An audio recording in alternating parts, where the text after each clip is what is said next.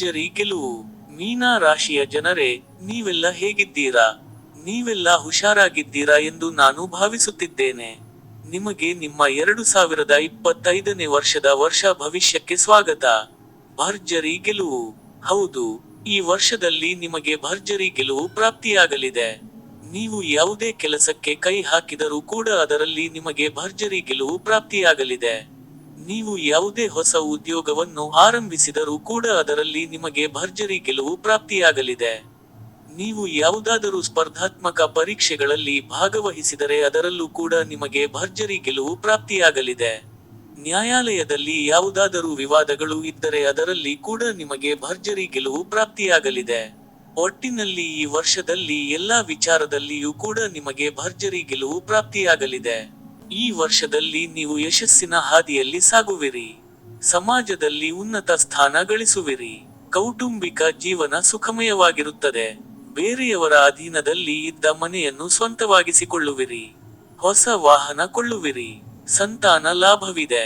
ವಿದ್ಯಾರ್ಥಿಗಳು ವಿಶೇಷ ಸಾಧನೆ ಮಾಡಲಿದ್ದಾರೆ. ಉದ್ಯೋಗದಲ್ಲಿ ಮುಂಬಡ್ತಿ ದೊರೆತು ವೇತನ ಹೆಚ್ಚಾಗಲಿದೆ. ಸರ್ಕಾರಿ ಉದ್ಯೋಗ ಮಾಡುತ್ತಿರುವ ವ್ಯಕ್ತಿಗಳು ಹೇರಳವಾಗಿ ಲಾಭವನ್ನು ಗಳಿಸುವಿರಿ. ಈ ವರುಷದಲ್ಲಿ ನಿಮಗೆ ವಿದೇಶ ಪ್ರಯಾಣ ಮಾಡುವ ಯೋಗವಿದೆ. ಸಾಮಾಜಿಕ ಕಾರ್ಯಕರ್ತರಿಗೆ ಸನ್ಮಾನಗಳು ಪ್ರಾಪ್ತಿಯಾಗಲಿವೆ. ಶಿಕ್ಷಕರಿಗೆ ರಾಷ್ಟ್ರ ಮಟ್ಟದಲ್ಲಿ ಗೌರವ ಲಭಿಸಲಿದೆ.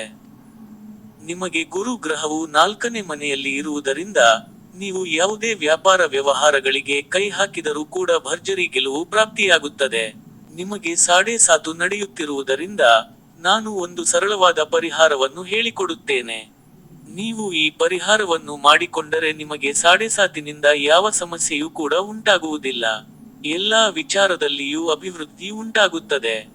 ನೀವು ಪ್ರತಿದಿನ ಬೆಳಿಗ್ಗೆ ತಿಂಡಿಯನ್ನು ತಿನ್ನುವ ಮೊದಲು ಕಾಗೆಗಳಿಗೆ ಆಹಾರವನ್ನು ನೀಡಿ, ನಂತರ ತಿಂಡಿಯನ್ನು ತಿನ್ನಬೇಕು. ನೀವು ಹೀಗೆ ಮಾಡುವುದರಿಂದ ನಿಮಗೆ ಶನಿಯಿಂದ ಯಾವ ಸಮಸ್ಯೆಯೂ ಕೂಡ ಉಂಟಾಗುವುದಿಲ್ಲ. ನಾನು ಈ ಹಿಂದೆ ಹೇಳಿದ ಎಲ್ಲ ಉತ್ತಮವಾದ ಫಲಗಳು ಕೂಡ ಪ್ರಾಪ್ತಿಯಾಗುತ್ತದೆ.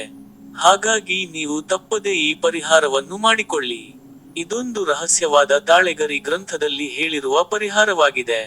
4 ಜನರಿಗೆ ಒಳ್ಳೆಯದಾಗಲಿ ಎಂಬ ಉದ್ದೇಶದಿಂದ ನಾನು ಈ ಪರಿಹಾರವನ್ನು ತಿಳಿಸುತ್ತಿದ್ದೇನೆ.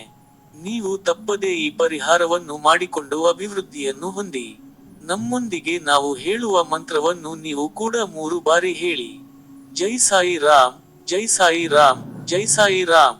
ನೀವು ತಪ್ಪದೆ ನಮ್ಮ ಚಾನೆಲ್ ಅನ್ನು ಸಬ್ಸ್ಕ್ರೈಬ್ ಮಾಡಿಕೊಳ್ಳಿ. ನೀವು ಹೀಗೆ ಮಾಡುವುದರಿಂದ ನಿಮಗೆ ಆ ಭಗವಂತನು ಅಷ್ಟೈಶ್ವರ್ಯಗಳನ್ನು ಕರುಣಿಸುತ್ತಾನೆ. ಜೈ ಸಾಯಿ ರಾಮ್.